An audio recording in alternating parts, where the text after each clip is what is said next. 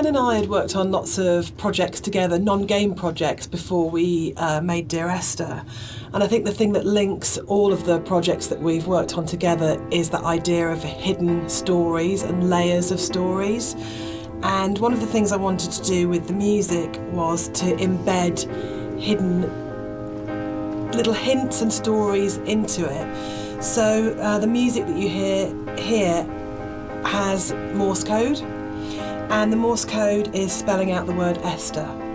And I really, really liked this concept of that some people would understand that it was Morse code and try and figure out what it was saying. It also provided a really interesting rhythmical dynamic. And yeah, it's just about these ideas of hidden stories and layers, but it also starts to emphasise the obsessional nature, I think, of the story in Dear Esther, and his agitation and actually slight panic. So you're getting this rhythm that just repeats and repeats and repeats obsessively. So I think even if you don't understand that it's saying Esther, and even if you don't understand that it's Morse code, you're still getting this feeling of this obsessional repetition and slight panic that he has. And again, it's kind of it's the new chapter, and it's spelling out that something has changed at this point. It's probably the level which has changed most from the original mod. I think it's much bigger than the final level in the mod. And one of the major changes in there is in the original mod, the whole side of the cliff face was covered in painting and writing, and a lot of that moved inside to that corridor in the caves where it's really obsessionally painted on. And it was really, we spent so long on that because we were trying to get it looking right, because it's one of those really interesting examples where I loved the image and the idea that you've got this guy painting the entire side of a mountain with words and symbols and things. But it was really interesting when it went into the rebuild, it just never worked. And I think it was because the environment was so crude in the mod that those symbols and that painting became the focus of the level, and it changed the feeling of the level completely, when actually that just wasn't something we could realise in any way, that not even technically but just didn't artistically look and feel right. And I think probably sort of retrospectively looking back on it, that's about the sort of the sophistication and the subtlety that then came into the art, rather than just being, this is literally just a canvas that we write words on, to actually the environment telling its own story without the story being literally painted on it. Yeah, it was very difficult when we were experimenting with that to kind of like make it not completely unreal. Like, I think for me it was kind of, I wanted to kind of bring the player a little bit back into reality after the caves. And I think with having those symbols everywhere, it was kind of pushing them out a little bit. So I think what we came to, the kind of compromise we had, it was kind of a nice in between. Yeah, it didn't feel like a compromise to me. It felt really? like, no, it felt like it didn't work, but it kind of. But those symbols were coded, like there's the hill in the background when you're standing right at the end of the boat and you look back, and you suddenly realise that the shape of the mountain is the shape of a woman lying on her side asleep. And that, I remember seeing for the first time around and going, it's saying the same things, but it's saying it in a much subtler way than in the initial layer. But it was definitely challenging going back to how do you have a deep, complicated, subtle art style but still manage to have something which is very sort of stark and symbolic laid over the top. It was much more challenging.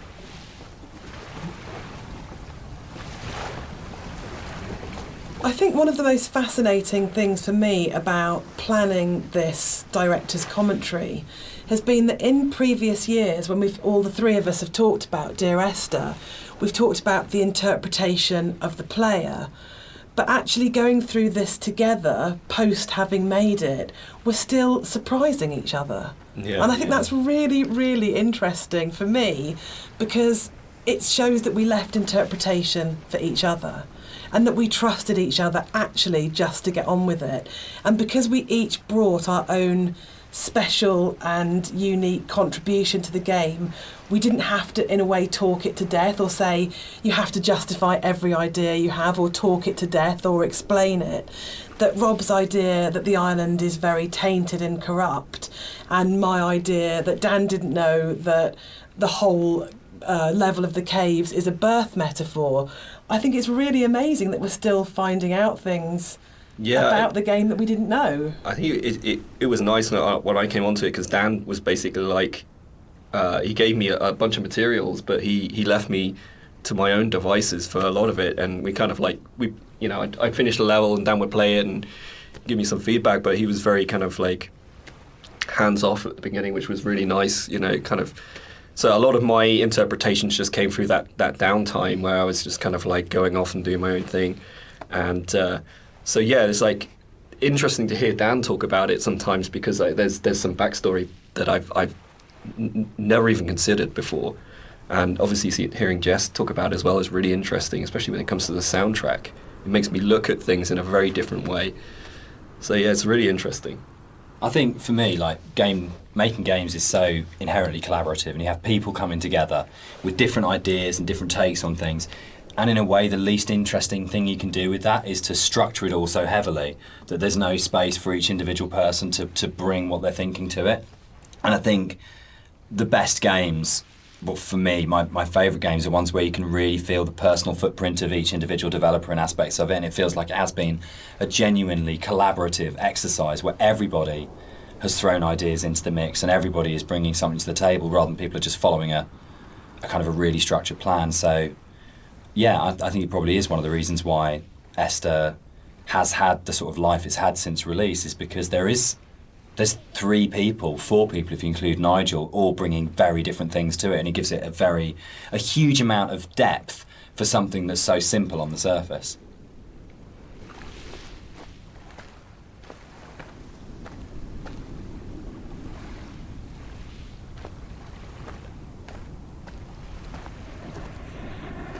I'd been on holiday to Greece lots of times, and one of the things that I always really responded to emotionally was those shrines that you see on the road, and sometimes they're dedicated to saints and sometimes they're to markate where an accident has taken place. So you'll get photos of the deceased person and flowers and candles, and they'd always really touched me.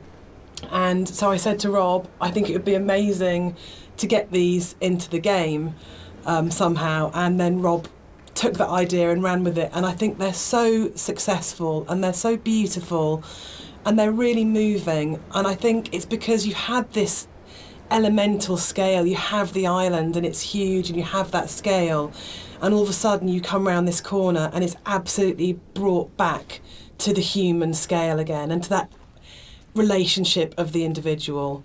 And I think the other thing that it does really successfully is it's a kind of magic realism, because there's no way that you could have all those amounts of candles lighting your way. Who's lit them? The island is empty. Who's put those shrines there? But I just think it's a really lovely bit of environmental storytelling, actually.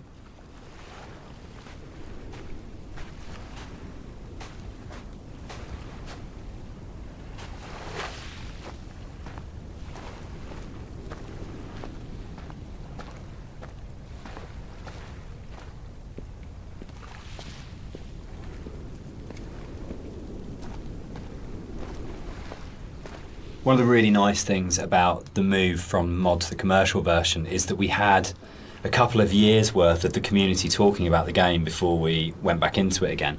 And one of the things that I read on a forum was that someone had constructed this amazing version of the story where they'd decided that the narrator was Paul. And I hadn't thought of that. It was never part of the original writing. And I thought, that's so amazing that as a writer, your audience can find something in what you're doing that you hadn't thought of. So it was really important when we went back in to record the additional set of voiceovers. I thought, I absolutely want to do this. I want to take this idea that's come out of the fans and to run with this and to add an entire new sort of stream of story in there. So we added in a couple of cues within the force level that intimated much more strongly that actually Paul wasn't this other character who caused the accident, but actually you were responsible for everything. But again, it was then trying to find that balance of not overcooking it, so you weren't led to that idea, but just if you happen to have the combination of just a couple of narrative units, then you would possibly come to that interpretation. But it was really amazing to be able to say, it felt like giving something back to the fans that had enabled us to make the remake in the first place. And it's always a lovely moment as a developer to be able to recognise your fan community and kind of say, thanks, this one's yours, this one's here for you.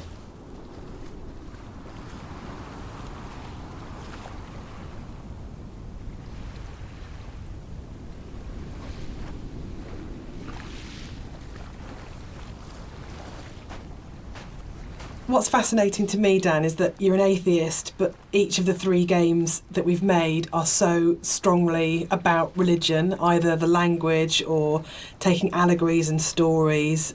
Why are you so drawn to it? I think I'm really interested in people and the stories that make up people. And I think there is like in the Bible, like most kind of religious texts, it's not about what it is, it's about what is behind what it is, and that's what you're really getting to, is the idea of the sort of the parable or the metaphor.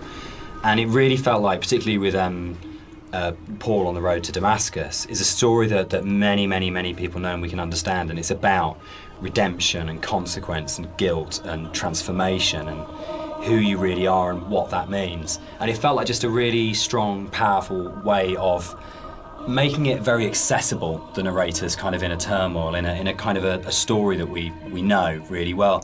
And there's a universality to those kind of questions that, whether it's, Christianity, whether it's Islam, whether it's kind of Buddhism, that they're asking very broadly similar questions. What does it mean to be human? What does it mean to be a good person?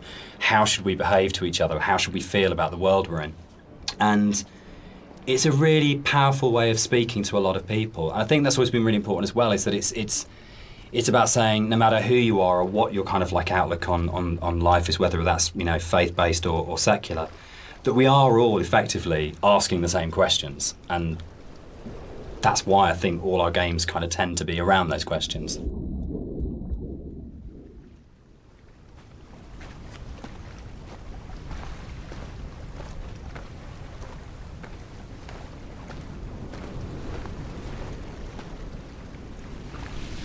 Is Dear Esther a depressing game or a hopeful game? For me, it's kind of like a mix of both, really. I think, like, my interpretation is kind of like, always feel like kind of depressed when I think about the kind of turmoil that this guy's been going through for God knows how long, and the kind of environment he's been in, and all these events surrounding his story. But for me, I always feel like a little bit hopeful at the end. Like the conclusion just feels like a relief. And like this is kind of all ended in some way. What do you think, Jess? I think it's a game about acceptance, and I really like that. And I think it's telling that a lot of people with mental health issues have responded really positively to the game, and we get a lot of emails and letters from those people saying that it's helped them through a really difficult time. And for me, that's because it's about the struggle of being human, that it's hard and that we love and that we grieve and we lose, but we come through it. And those things are what makes us human, that it's transformative and that the pain is part of life. And that's a really beautiful message. And I think that's what you do so well, Dan. That's what you write about. You write about what it is to be human. So, Dan, you wrote it. Without wanting to cop out, one of the things about writing it that I really wanted to do was to make something that people could take and could own, and it would be their take on it.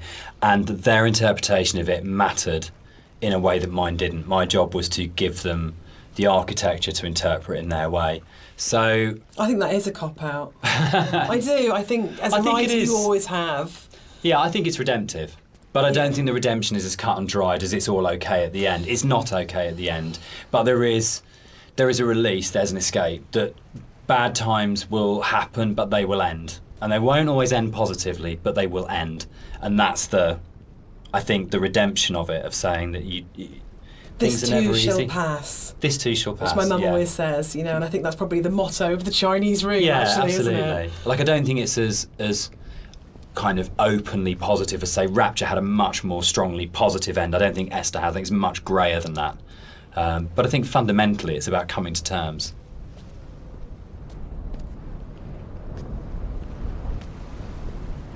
So, Dear Esther is the first walking simulator. How do you feel about Walking Simulator? You know what, I think I took offence to it when it first became a thing.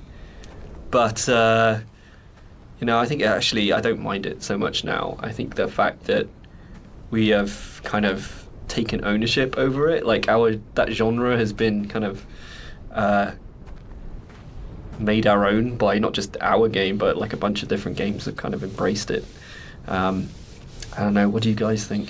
I'm still really confused about the need to categorise in games, probably more than any other creative industry. And I think it shows that games have a long way to come in terms of how we describe an experience. So I do agree with Rob that it's really positive that we reclaimed Walking Simulator, but I still find it reductive, possibly, as a term. What about you, Dan? I think for me, it's people want to know what they're buying and what they're getting into, and I think it's so people understand what a walking simulator is now, in a way that if it was like first-person adventure or slow-moving, not very interactive, story-driven games, they're all sort of really very fluffy. But I think if you buy a game and someone says it's a walking simulator now, you've got a pretty good idea what you're getting. And there's been, there's Gone Home, Firewatch, Stanley Parable. There's so many other really good titles that kind of fall within that group of games out there now, that it does have an identity. And I think that's the really good thing about it. I mean, when Esther came out, there was literally nothing. We had no idea how we described it or what we called it. We actually struggled with that quite a lot when it came to marketing, and sort of ended up being sort of like a ghost story, because it felt like it was the closest thing we could get. But it feels like now you can make a game like this and you can say it's a walking simulator,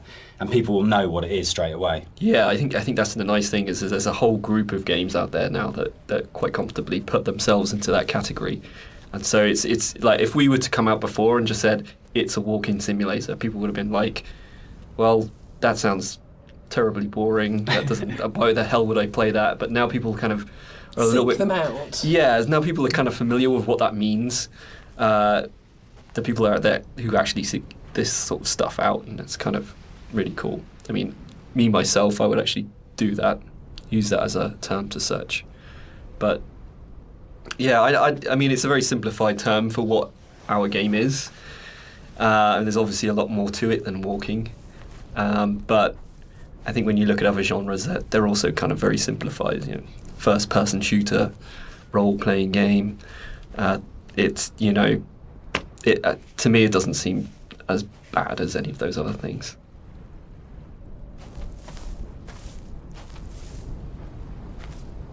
The last level ended up being quite a lot bigger than the original mod, and it's also the one where actually the movement around it is in a way the most artificial. There's the big zigzagging cliff path that basically it's like a series of straight lines from point to point. There isn't a lot of movement, and one of the things that was really difficult to do with that was to not make it feel too much like a corridor, and to give it that sort of sense of space and that you were actually exploring somewhere quite natural.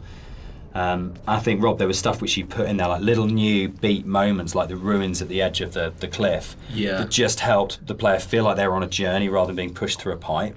Yeah, it was kind of just giving the player the reward for continuing on, and it, kind of still giving them some aspect of exploration and things to discover. I mean, the journey in this one is mostly vertical. But in the spaces where you are going horizontally, there's at least in the original mod, there wasn't a lot to see or do.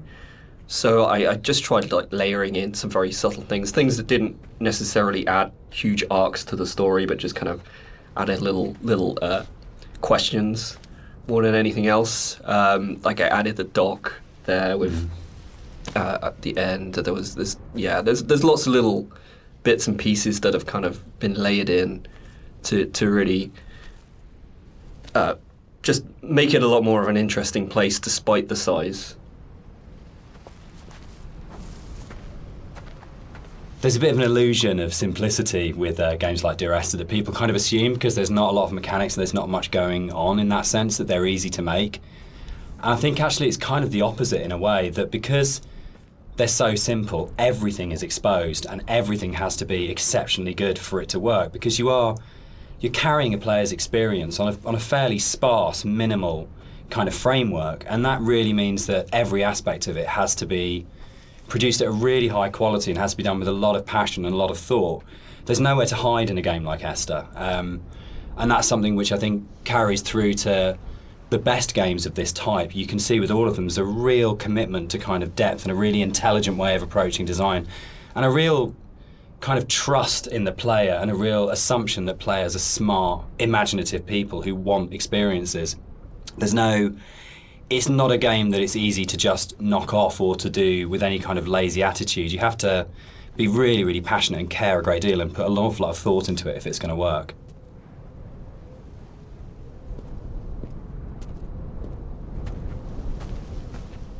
One of the things that I think was added more frequently in the final version of Dear Esther was the inclusion of a number of ghosts in the game.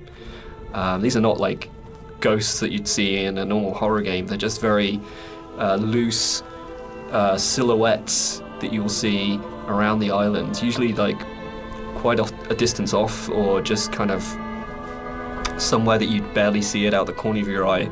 I think this is a good example of where it's kind of really in your face. And these are kind of just something that we put in to kind of not just bring some unreal elements to the island, but something supernatural as well, something that's kind of beyond this world, something kind of unsettling.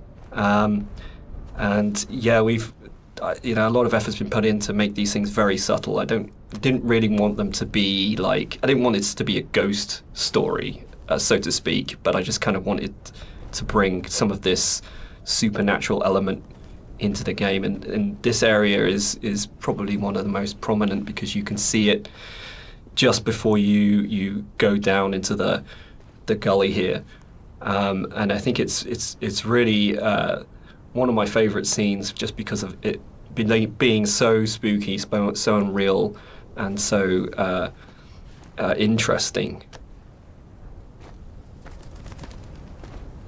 The Overlook, the point about this to me is that it's probably the voiceover in the game that kind of sums up the whole story and the experience. It's almost like a recap of everything that's gone before you start the final climb.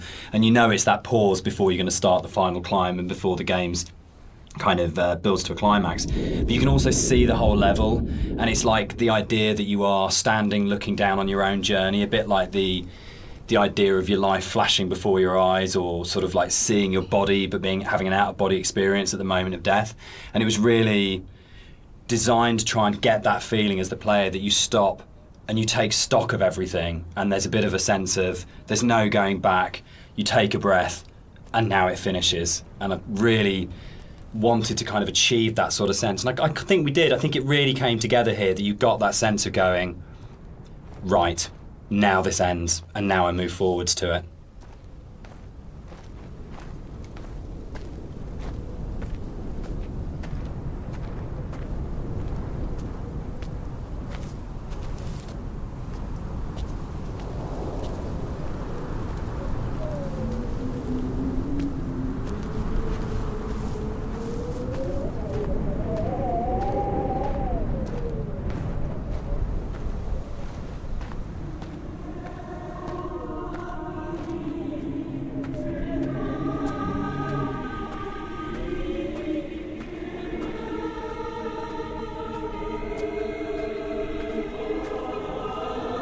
So here it kind of, the environment becomes a little bit more surreal again.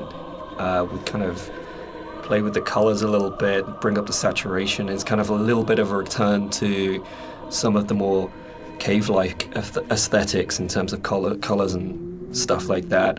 And it's kind of there to kind of signpost another significant moment in the game, or something that's leading up to the significant moment. It goes back to this kind of idea of having these emotional signposts in the visuals as the game, without it being overly obvious. And some of that emotional stuff comes through the colors of the environment, and the more saturated they are, the more kind of surreal things become. So this is kind of like a turning point in the game. It's kind of like the final notice of you reaching the end. The music that's playing here is a repeat of another cue, and originally we hear it played on the piano, and the string quartet take on the piece here. And it's one of those really nice instances where we were in the studio and I had this idea of how it was going to sound, and I thought it was going to be quite full and rich and, full-bodied. And then one of the string players said to me, this is wrong, actually, for what we're playing. And they said, let's strip out all the vibrato, let's play it in a really Scottish, plain style. And it absolutely transformed that piece, and it's one of the really special things about being a composer, is that you get to collaborate with people who come fresh to it. So you have this preconceived idea of how it should be, and then they say, no, why don't we turn it around and think about it like this? And it absolutely fits and works for that scene, because what we're getting at this point is a sense of fragility, of an ending, and it's almost reminiscent of a funeral procession. It's slow and it's dirge-like. But yeah, it was just a lovely moment where they gave something of themselves, and that's what's amazing about working with live instrumentalists. You're never going to get that from a sample.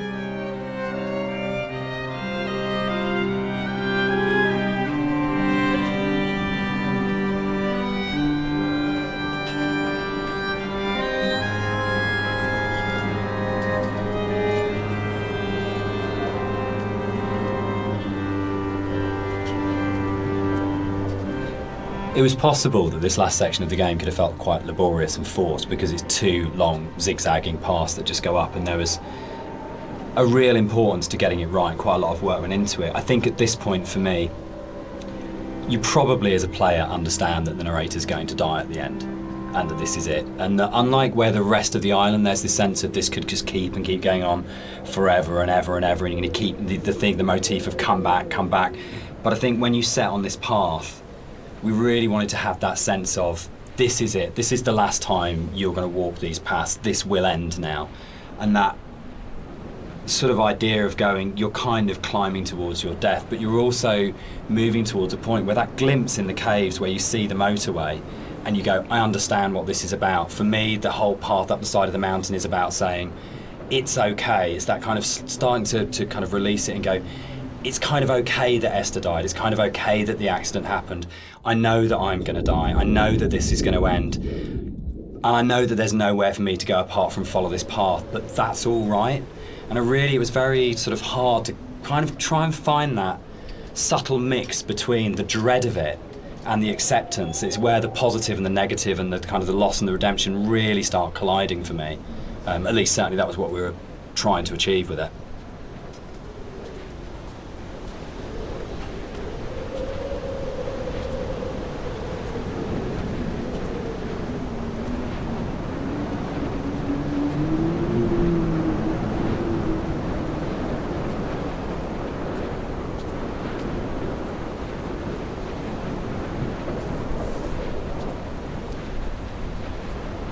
With the climb being quite a poignant moment of the game overall and of the story, it was quite a difficult task to try and make that climb still interesting and not too laborious, because it's kind of this zigzag up there with nothing really. There's no real environment. You just kind of have the sea on one side and the cliff face on the other. So there was quite a lot of work that went into kind of building up this feeling of tension as you're rising and kind of making this moment as poignant as possible while still making it interesting. So a lot of effort was put into building up this weather, building up the winds and the swaying of the grass and kind of the volume of the soundscapes and everything mixing together with the music, and just kind of visually really trying to make this a tense moment. And I think it's hopefully been pulled off all right. And you'll notice when you get to the top, this kind of tension dies, and that's very purposeful. You'll see no more wind. It's just kind of like a symbolic thing where you're coming to the last moment, the point of no return. And that's been very deliberately designed that way.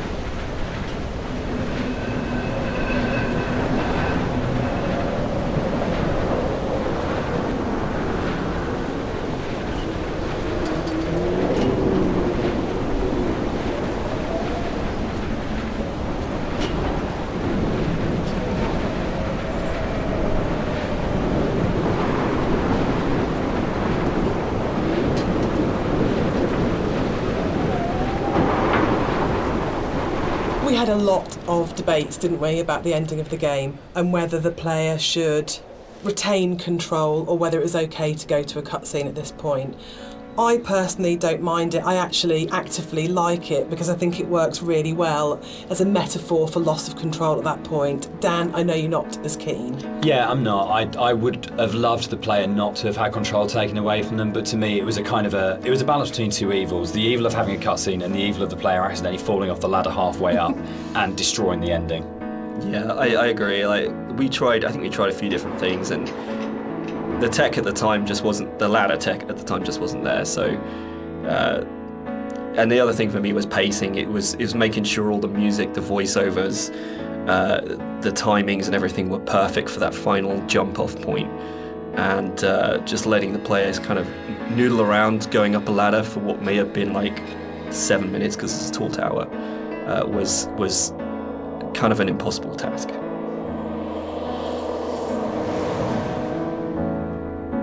One of the things that I enjoyed the most on working on Dear Esther was Rob's beautiful visuals were so inspiring, but Dan's words are always so amazing to write to. I think that's where we start as a partnership. And the music at the end was so easy to write because that last voiceover, it's the pinnacle of the writing to me, as it should be, because it's the last VO, so you would have failed if it wasn't good, but it is just so beautiful and moving. And for me, talking about whether it's a hopeful ending, the music is really hopeful at this point, and it signifies to me transformation, freedom, escape, acceptance. Yeah, and it was just a beautiful cue to write, actually. I don't know, I can't remember quite where it came from in the mod, but the moment when we went, or we could put the bird in there, and you could see the bird's shadow, and actually it turned from being kind of like a straightforward literal suicide into a metaphorical, or to my mind, kind of like, I always really believed the narrator did turn into a bird just before they hit the ground, and that was really important. I think it's probably the strongest ending in any of our games so far. But yeah, I'm very proud of the way everything came together in that last section. Yeah, I think it's the bird thing is particularly interesting because I think it was in the original mod, but the timings and everything were just all off, and you never really saw the seagull. Yeah, at least the shadow as well. It was all kind of like a little bit broken. And I remember when we went back in, I made a real effort to try and get that shadow just out of the center of the view, so you kind of have this hint of something happening, and I think you can hear the sound of a seagull flapping its wings. It's like very subtle, but like I say, I kind of really like the way that came together. It kind of it's very like say it's kind of like a release, but at the same time there's still this kind of ambiguity there that's kind of beautiful. And I'm really proud that I got the monitor in at the end for an ending of, it goes into the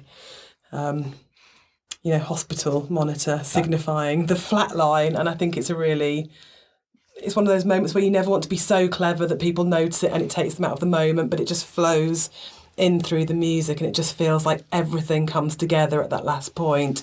That last VO, Rob's amazing visuals and the music, and it feels like a really, really strong and beautiful ending. And then in the last second, Nigel Carrington's delivery of just those two words have come back, where he just pitch perfect. Yeah.